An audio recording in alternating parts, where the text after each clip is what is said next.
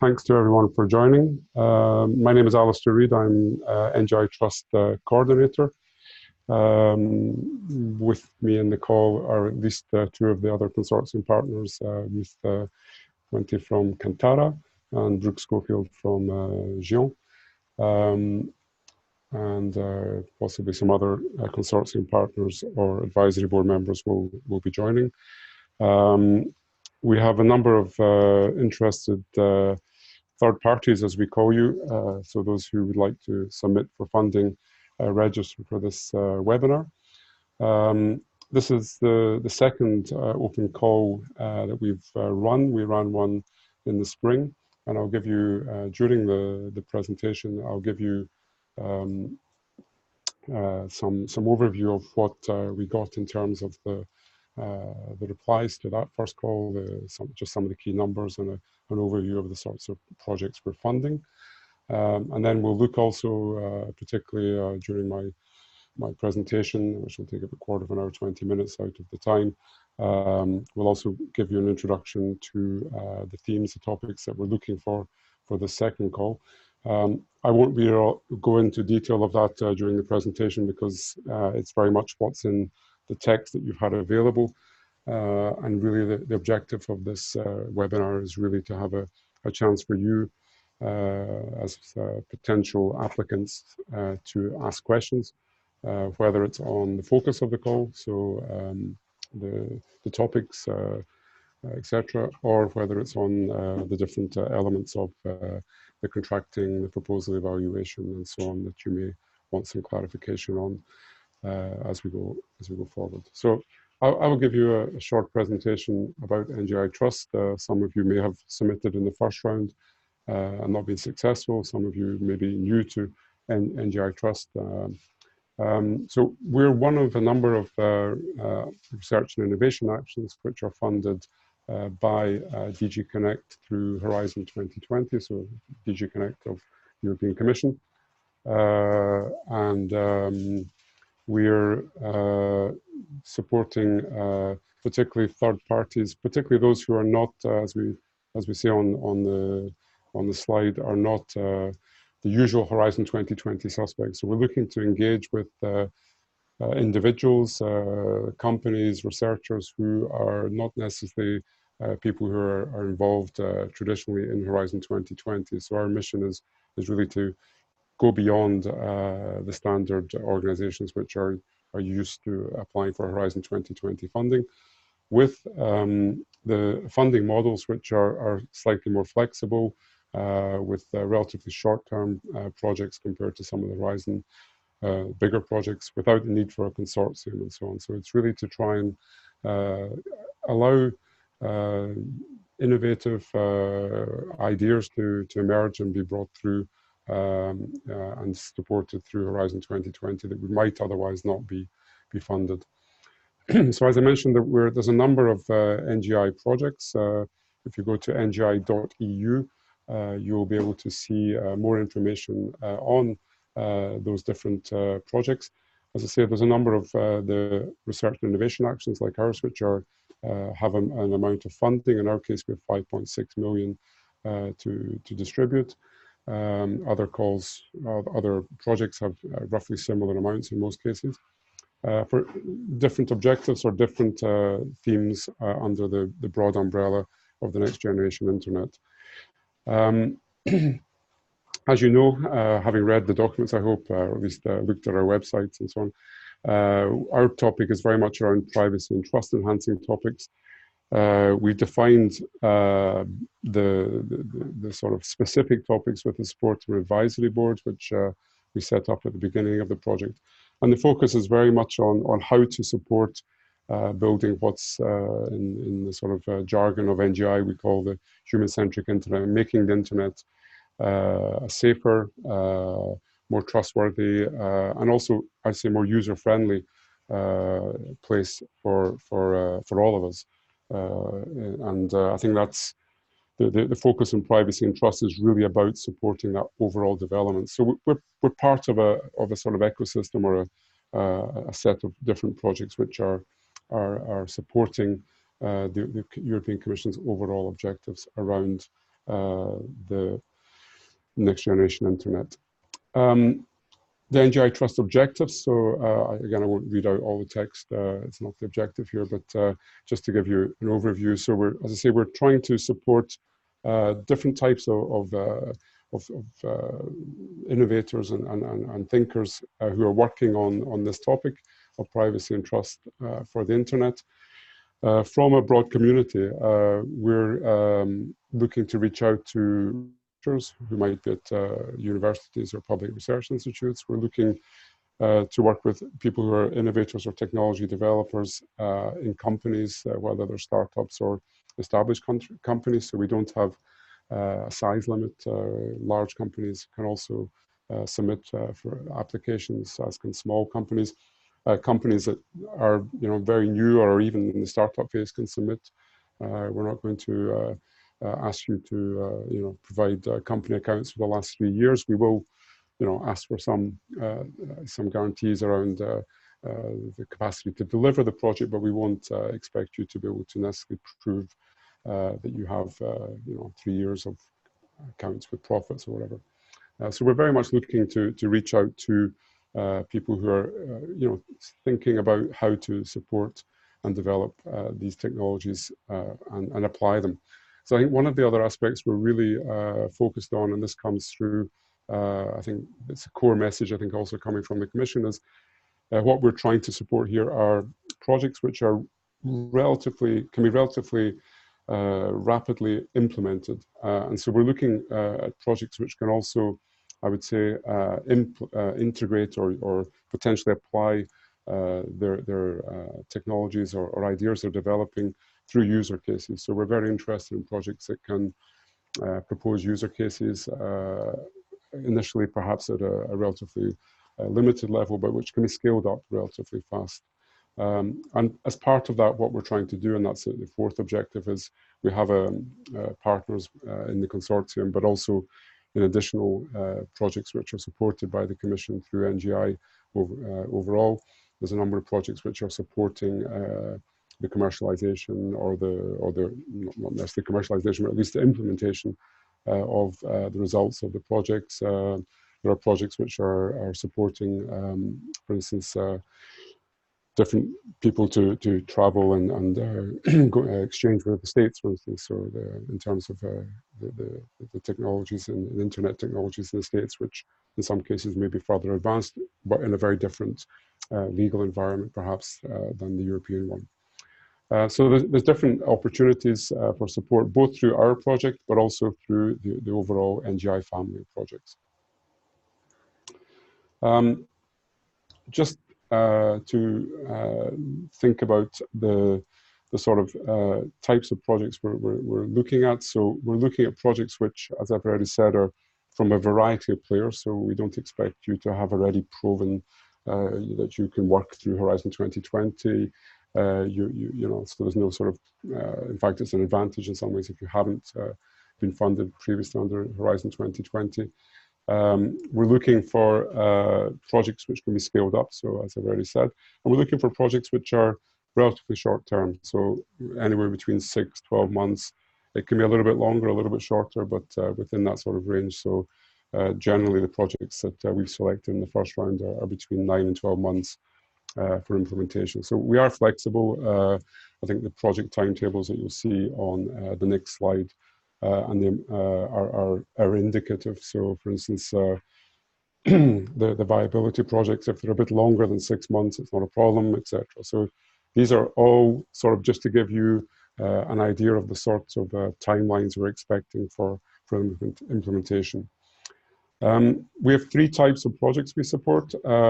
Basically, thinking if you're putting on a sort of technology readiness level scale, we're looking at projects which are in type 1, which are really feasibility type projects, thinking through ideas, bringing them to a stage where they can be taken on potentially in a second round of funding from NGI or from other sources. Type 2 with additional level of funding, but where we expect some matching funding from the projects to actually start developing and executing. So maybe moving, again, thinking of TRL levels towards actual prototyping. And then type 3, which are much more about actually commercializing or implementation of the technologies that have been developed. And there's no obligation to go through all three types. So you can come in this call, and we had that in the first round of calls as well, first round call. We had projects of all three types being applied for. So, you know, if you've got if you're working on something and you think, I fit best with the type 3, I'm looking for that sort of range of funding, we have the resources that we can match the funding that we're asking for, then that's great. You know, go for type 3. So these are the three types of projects, and we can come back to those in the questions and answers. The schedule for the open calls, again, you probably noticed this on our wiki page or on the website of NGI. So we had the first open call in the spring, and the projects were selected and launched in July. So you can see we kept broadly to the timeline we had planned initially. So that's hopefully the same for the second call, where we'll be looking to have concluded the evaluation and contracting of the project, so you can start working as early as February next year, and potentially a little bit earlier, but probably, let's be realistic with the Christmas break and so on. It's probably more the 1st of February than the 15th of January that we'd be looking to get your projects going. And there's a third open call which will be launched in February next year, which will then run until April, with again contracting in June or July 2020. So those are the three rounds of calls, and today we're talking about the second round call. Just to give you, before going into the second round, an idea of what we had as a result of the first call. So we had 109 proposals. I mentioned that we had all three types of proposals received. So we had 81 type 1, 26 type 2 projects, and 2 type 3s. We had 177 partners from 27 countries amongst the proposers, out of which 2/3 had not received funding from Horizon 2020 out of the lead partners. And it was roughly the same for the overall partners. Again, in terms of the country coverage, we had, I'm talking of usual suspects, you could say, well, the countries listed there are some of the core countries of the European Union, long-standing member states with relatively advanced sectors in terms of IT and so on. That's true. We also had, I would say, a spread of proposals from other countries, including the associated countries. One of the things we are looking here at this in the second open call is to reach out more towards Central and Eastern Europe, but also to the associated countries of Horizon 2020. So we'd like to see, and we're actively pursuing that. We've done direct mailings and so on to interested organizations in those countries. We'd like to see more proposals, or at least more partners coming from Central and Eastern Europe and the associated countries. So that's just to give you an idea of the first call. We had a total budget of 15 million from the 109 projects, and requested 12 million. Obviously, we had to make, after the evaluation process, we came to a total of 18 projects were awarded, out of which we had 27 organizations. So you can see the breakdown there. We had, as I say, still a relatively strong representation from the Netherlands, France, UK, Germany, Belgium. We also had Greece. We had some other countries out of the core, let's say, so the Republic of Serbia and North Macedonia are involved in projects. But as I say, I think what we're looking for here, and we'd like to, and that's a message to you if you're looking at possible partners or co-partners for your project preparation, we'd be very happy to see more proposals coming in from and more projects selected, including partners from Central and Eastern Europe and the associated countries, because we think there's a real, aside from having a geographic spread, we think there's a real potential in a number of these countries to support and implement projects. In terms of the themes that we, in terms of the 18 projects we funded, One of our colleagues from Jean, Nicole, has put together this nice summary. So we captured the 18 projects under 4 broad themes: beyond passwords, better privacy, safer browsing, and user control. So again, this gives you an idea of the sorts of types of projects we've been able to fund under the first open call. The beyond passwords, we have 4 projects there, working in different areas, mobile devices and so on, trying to move away from the use of passwords, for instance, and using other solutions.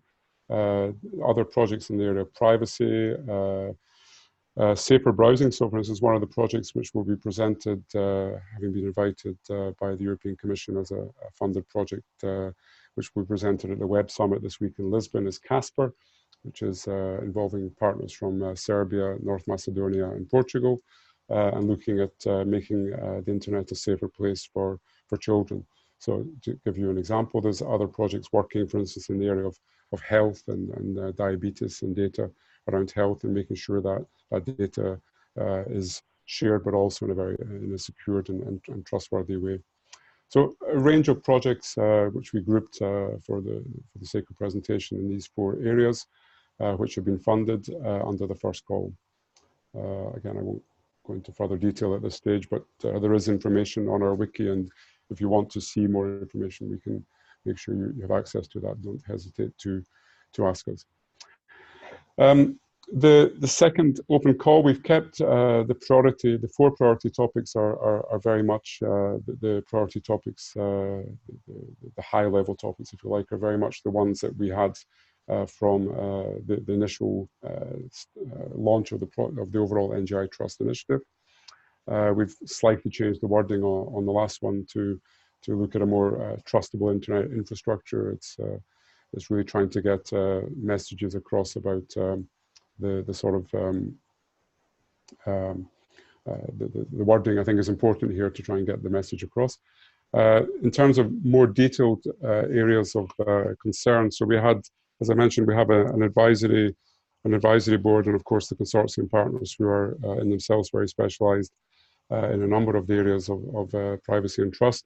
So we had a discussion to try and provide you as potential proposers with a number of areas that we think could be addressed by proposals for the second open call.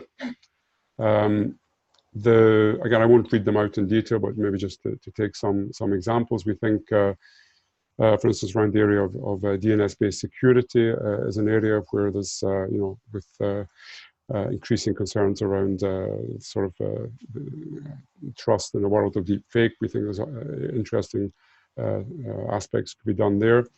Under pilot implementation of specification standards, acceptance criteria, and so on for new identifiers. So examples, again, these are examples. We don't expect you to come with a proposal exactly addressing every single element or specific elements of this list.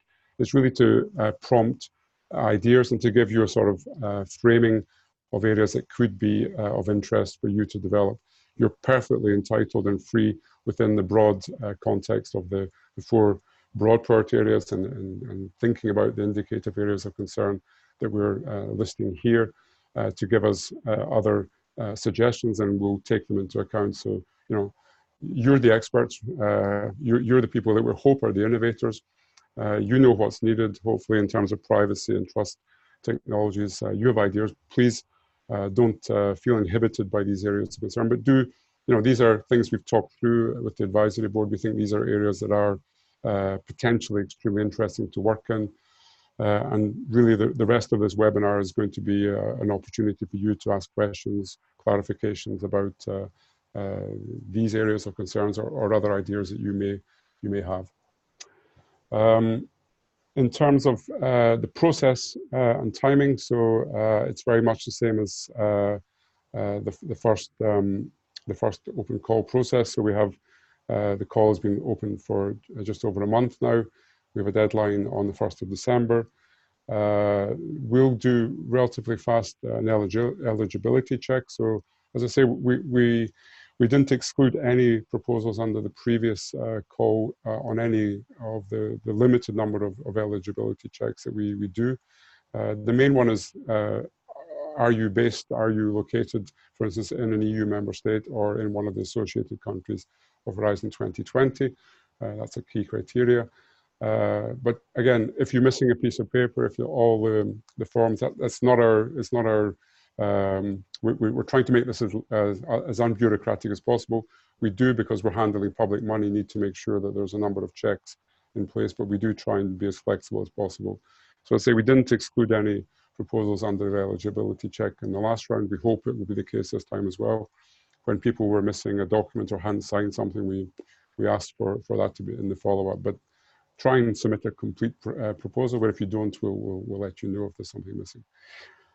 What's really important is the content of your technical proposal, and then also the budgeting of that, in terms of are the resources that you're proposing to apply to that over the time period of the project that you're proposing, is that credible? Is that required for the resourcing? So those are the two areas we'll be looking at, the sort of, is it novel, is it innovative, and is it a credible proposal in terms of the team that's being proposed, but also the time and budget that's been proposed.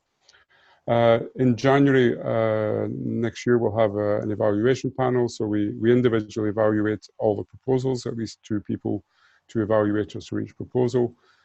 Pretty much a standard procedure for most calls I'm sure you've been involved in. And then we have a consensus meeting of the evaluation panel. That consensus meeting usually involves a colleague from DG Connect, the project officer. So we have a chance for the project officer to interact and give us their view also on the final choice. And then once that's done, we go very fast to the contracting, which is a relatively smooth process so far. I think it went very smoothly this time. We do digital signatures for the contract, so there's no sending of DHLs or whatever around Europe, so it can go relatively fast. So that's all I wanted to present at this stage. You'll get these slides sent to you afterwards, so don't worry trying to scribble down addresses. Most of these are available anyway on the wiki page or on the NGI.eu page for NGI Trust. But we'll send you the slides to everyone who registered for the webinar. If you do have questions in the coming weeks, if you're preparing a proposal, the best email there is the NGI Trust support@list.geont.org email. That goes to several of us. We try and reply as fast as possible, particularly on questions which are more of an administrative, technical nature. If it's about is my proposed theme in the context of the call, we will try and reply. What we won't do is read a draft proposal for you. We had a couple of proposers who were saying, could you have a look at what I've written? And we won't, because we wait for your full proposal, but we will discuss with you if the orientation of the topic you're looking at to propose is within the context of the project. We don't want you to waste your time, or we don't want our evaluators to waste their time evaluating projects which are not in scope.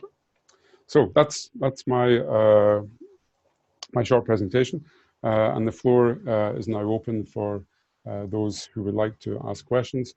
I think Brooke, you can see who's asking questions. I don't have that in front of me, so if you can see hands up, then you can perhaps introduce and let people speak. I don't know if we have to give them the right to speak, or if they can speak without us having to give them the right, but I guess, Brooke, you can manage that part of the process. So if perhaps questions first on the process, or any questions you may have on the application form, or any of the sort of criteria or eligibility criteria, and then we can perhaps move to a second round of questions on content.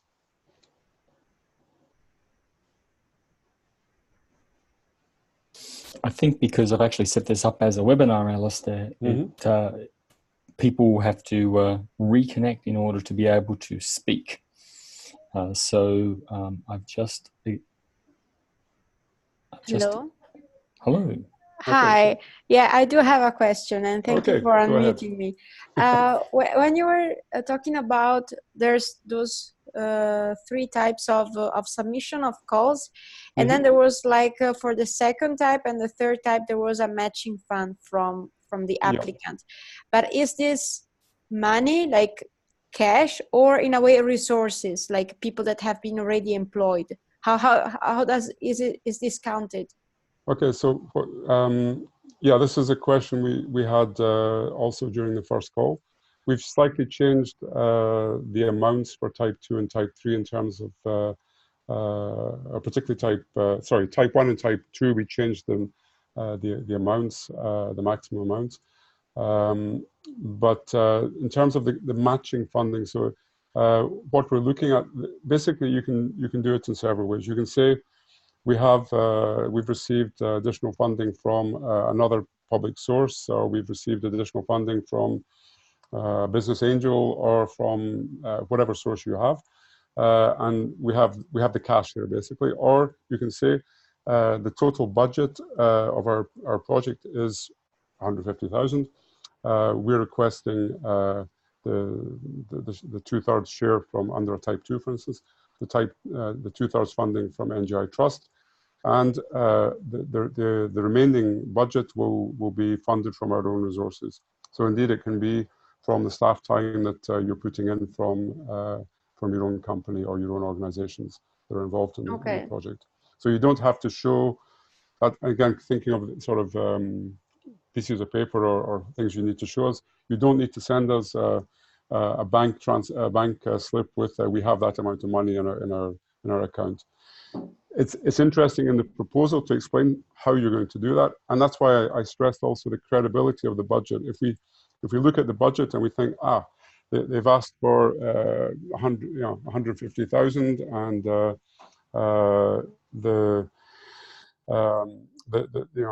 they've gone for the maximum, and we're not sure they really need the maximum to execute the project. We will discuss during the negotiation of a selected project around the budget. So the question is around value for money that we're looking at, and then whether the budget for the project is credible. So that's what we'll look at. Okay, I see. Thank you very much. Pleasure. Do we have other questions on the process? Or so you should have been able to download from the wiki and also from the NGI.eu page for NGI Trust.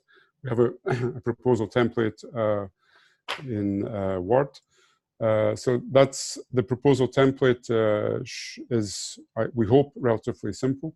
We had some feedback the last time. We've tried to make it as simple as possible.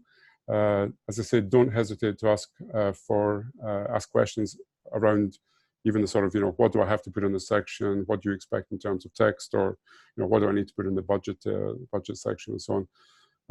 So we're trying to be as unbureaucratic as possible. We are handling public money, so we do need a minimum of information, and it's also to strengthen your proposal to complete it as well as possible.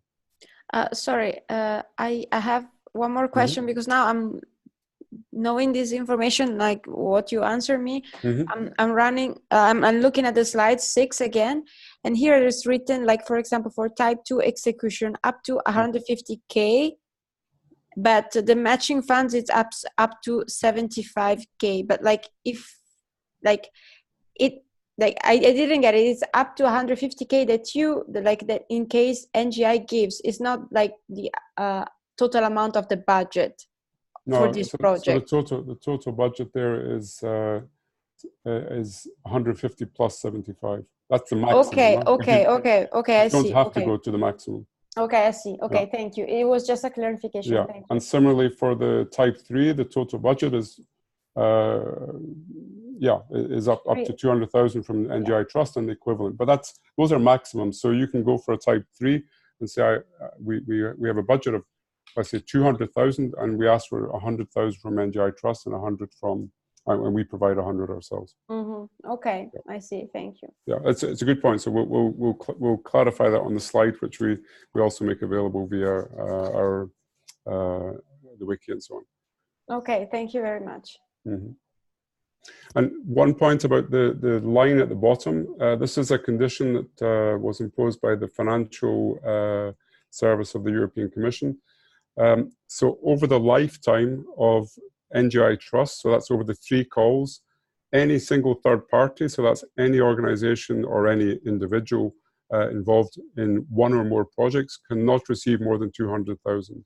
Mm-hmm. So it's not a maximum per project. It's a maximum per individual over the lifetime of all three open calls that we'll run and all the projects we select.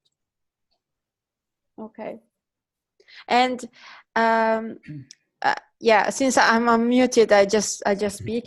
I can see someone else, so we'll take your question, then we'll move to, I think it's Adrian. Okay. It's like I read that the application form should be like up to 12 pages. Mm-hmm. Is there a template? Like I don't know. Are there some projects that have been funded successfully in the past call, whose application is publicly available for us to look at, like just to see what it is expected from us to write? I think for commercial confidentiality reasons, we can't share proposals that have been submitted. If you have questions on the template, so the document that's available here, we're happy to answer questions, and we did that a lot. We have on the wiki, I'm not sure if it's easily findable, but we can share it again. There was a number of frequently asked questions that we got through the NGI Trust support email, and we compiled them into a frequently asked questions section on the wiki. So that's available from the first call, and we will update it, or we'll create a new one for the second call. So we try, when we get questions coming in from people on the proposal template or the funding or other topics, we try and make sure that information is shared with all people who are proposing or interested in making proposals, so that everyone has the same level of information. So we will create or update the frequently asked questions section as well. But don't hesitate to send emails. We're very open to reply. Thank you very much. So I can see, is it Adrian Perry? Right. Yeah, I was wondering about the IP rules, especially also if a startup isn't involved, some commercial entity. Mm-hmm. Could you say something about that? Yeah, so we don't have a complete restriction from memory, but my colleagues will correct me if I'm wrong, on the results being open source. So we had the restriction is more around that it should be scalable to a European level. So if you start, for instance, with a user case with one company or two companies working together with IP, which is relatively proprietary, it should still be something that will have a European level, potentially have a European level scale. So it should be scalable. So we don't have a restriction on open source. We have a preference for projects which can be replicated or scaled. Let's put it like that. If other colleagues can correct me, but that's I think that's.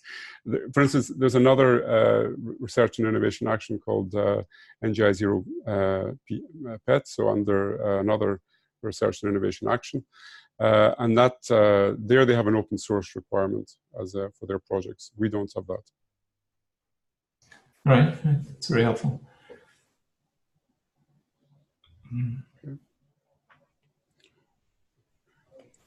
We have two questions that have gone to the Q&A space. So it's Colin has requested, what does the 200,000 euro maximum mean that is listed at the bottom of your slide? Okay, so I tried to answer that already. So it's I'll repeat what I said. It's a requirement of the financial services of the Commission, which required us to limit the award of NGI Trust funding. So, for instance, you could have a project of 75K under Type 1, followed by a second project of 125K, and that would make a maximum of 200. So any organization or individual, any single third party So if you're a consortium and you have 2 or 3 partners, it's per partner. So we will count the amount per partner. So if you applied for a type 1 project in the first open call and a type 2 project in the second, we would be forced to put a ceiling of 200,000 for any single organization or individual who has been funded. If that's clearer, I hope it's clear.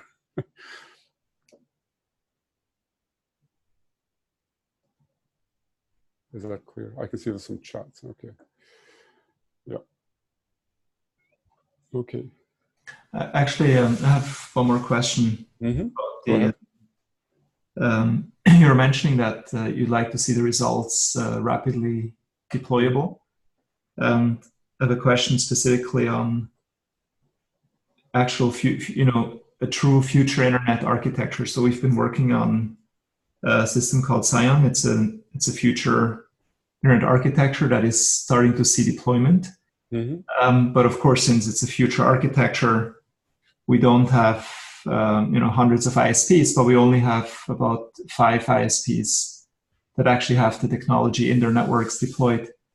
Does that would you consider that as rapidly deployable if we can deploy the technology within real networks, but at a bit smaller scale since the system is still growing? To me, yes, but I'm not the most technically competent person in the webinar, so I don't know if Brooke or Ruth or another colleague from the consortium wants to pick that up. I'm looking at my colleagues' mics. I mean, I think it would be trying to look for people that could help do that deployment, because I know that NLNet Foundation, that other tranche of NGI funding is also supporting Scion, and yeah, I think people would like to see things eventually deployed, but it's trying to work out what sort of work, what sort of test bed you could make available to enable that to happen. And potentially there are partners out there that could help with extending that to the next level. Right. But so the question is really about how much deployment do you expect? So if we can say, yes, we will deploy in real ISPs, real networks, make it available to real customers, but it's not at global scale. It's not the global internet. It's this Scion network that's supported by 5 ISPs. Would that count as deployment for you, or do you need to see 100 ISPs can deploy it tomorrow? No. Well, I mean, I would say what we're looking at here through these projects is taking it to the stage where it can be scaled or deployed on a larger scale. So we don't expect you to cover the world or cover the whole of Europe during even the Type 3 project. It's about taking it to the stage where if everything works like you imagined, then it can be scaled. And I think that's the sort of the distinction I would make here. Right. Okay. I can see Lamia, who would like to ask a question, I think. Is that correct? Hello. Yes, hello.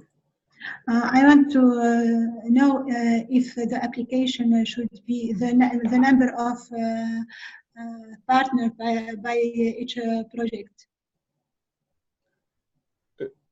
If each partner should submit its own application, is that your question?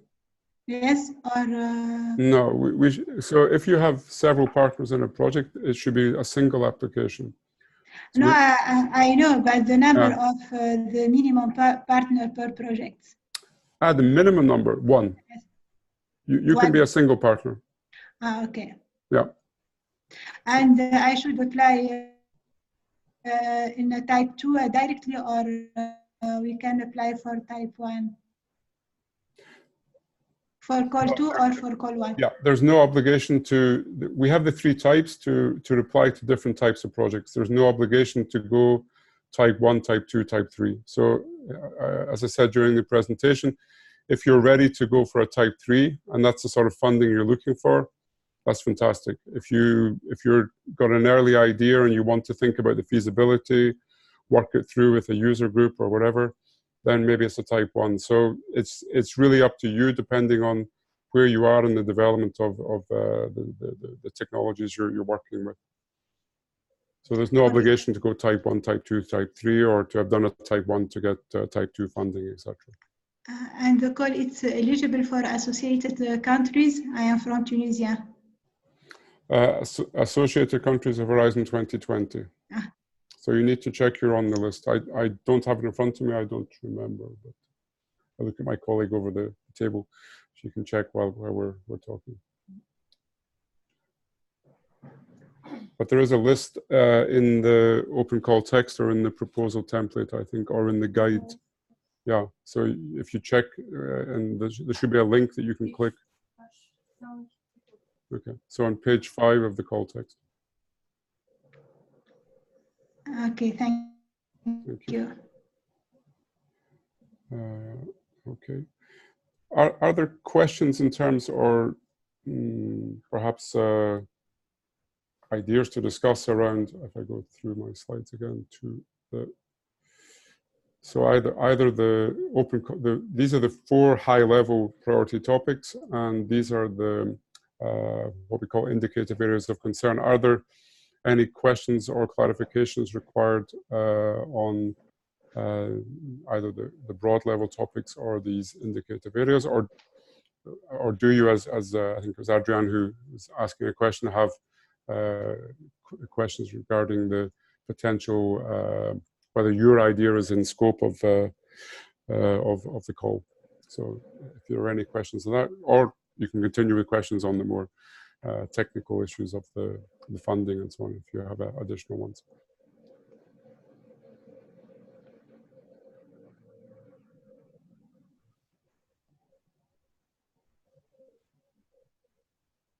I don't hear any more questions. Does anyone have their hands up? Okay, so Chris Lauman asks, what is the level of technical detail we should provide in the proposal?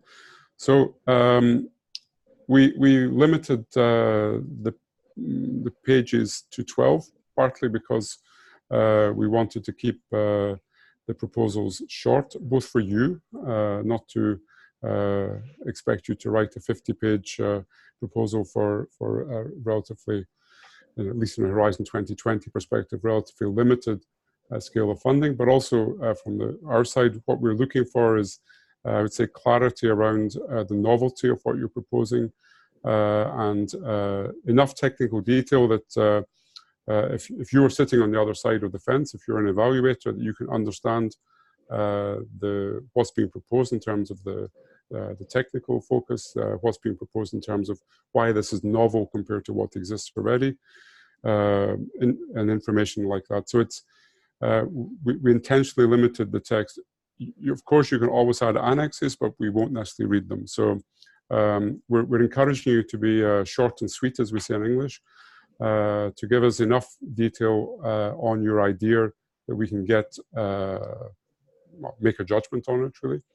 And I think in the first call from the evaluation process that we went through, I would say that the level of technical detail was that in the framework and the template that we propose was always sufficient to make that judgment. So I don't think we had a case where we said, if they'd only added a page or 2 more on that specific technical aspect. So I think if you can keep it within the 12 pages, but keep a focus on, proving the novelty, proving the level of innovation, proving the potential use applications that can be done through the technology that you're proposing, then I think it's also a judgment call. But again, if you have specific questions on sections of the template, we can answer them either now or by email.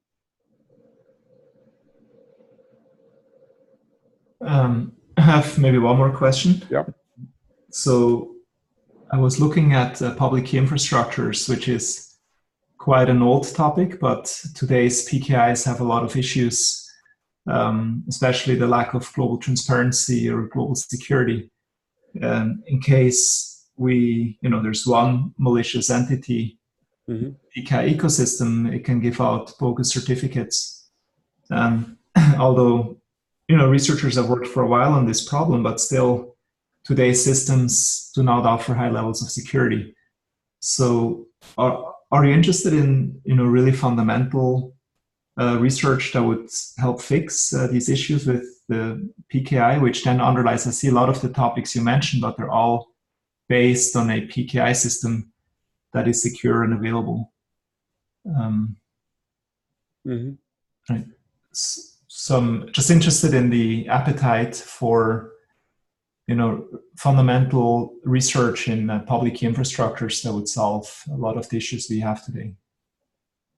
Again, I'm not the best place to answer technically. We did from memory during the advisory board that topic of I think, and that's partly why infrastructure is mentioned. I think we came back to the discussion on that.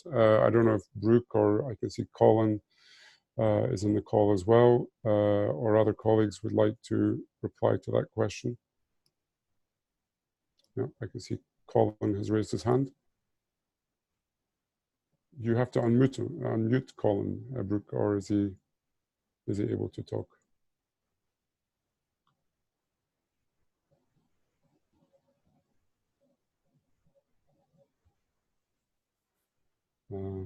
Okay.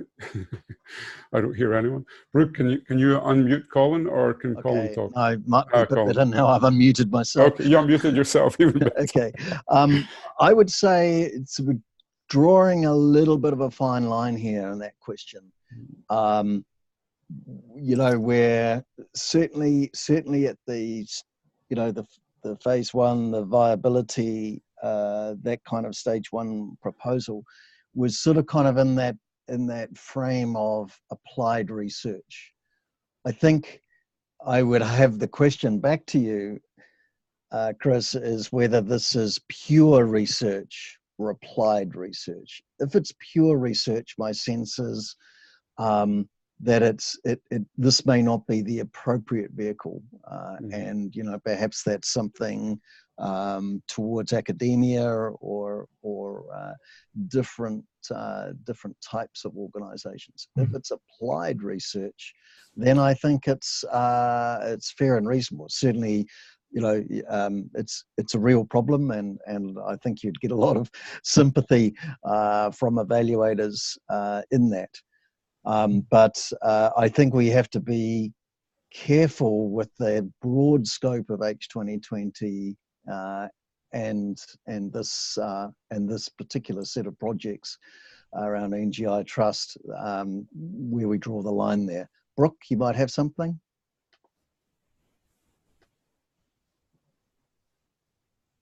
Sorry, Colin, I missed the relevant part of your conversation because just asking if you had an additional comment to my thought that we would draw the line as to whether this was applied research on PKI vulnerabilities, or was it pure research? That was, and my sense was that we come down on the side of applied research, but not so much on pure research. Well, specifically, we've worked on this for a long time on the research side, but now we would like to transition it from research to the real world. And so really take these ideas and implement and evaluate them. But it's essentially pure PKI work. But clearly you're looking at some level of application of that work, and I think that is relevant in this space. Well, if I look at a lot of the things listed here, including DNS and also quantum resilience, you can look at quantum resilience also in PKI system or reputation systems and so on, EID.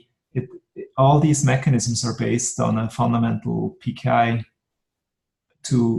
that can be used to make trust decisions, right? So that's why I mean, it's not just one application, but a lot of applications can then be based on this infrastructure. Sure. I mean, I think in a sense you're answering the question. I mean, I think everything you've said is indicating that if you've already effectively done the pure research and we're now looking at a point at seeing how viable that is, then effectively you're applying that research into, you know, an industrial environment. So my sense is what you're saying is yes, it would qualify. Okay. Great, that sounds good. Thank you.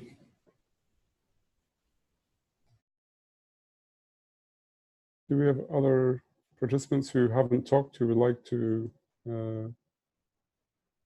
drop in a question?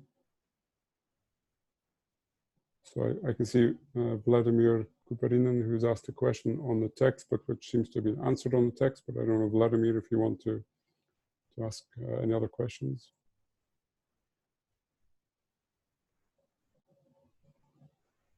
I take silence as a no. Ah, Vladimir. Okay, great. Hello? No? Okay. Okay. Are there other questions either on the process, the application form, funding, or on the content of topics of the calls, either by writing or by speaking?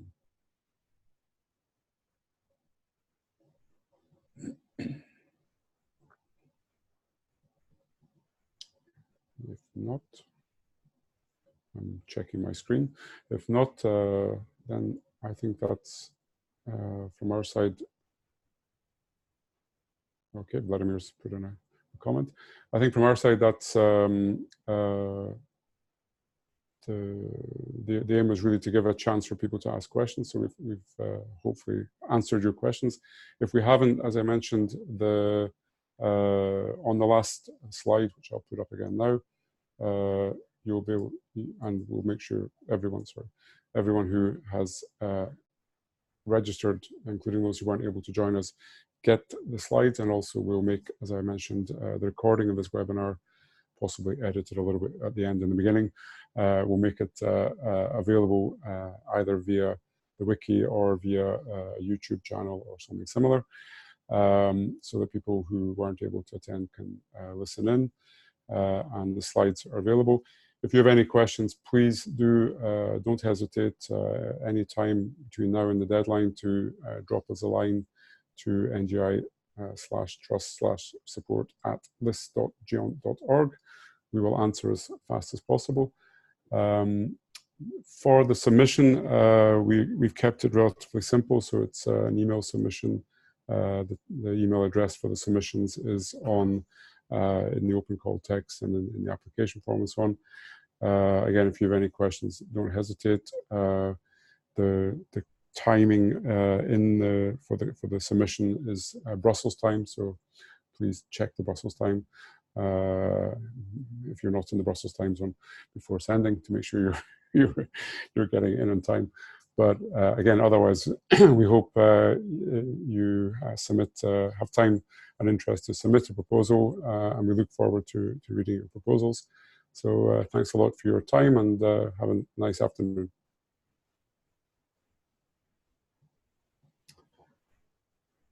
Thank you, Alistair. Thank you, everyone. Thank you, Colin. Thanks, Ruth, Colin, Brooke, all the colleagues who participated. Thank you so much. Thank you. Bye-bye. Bye.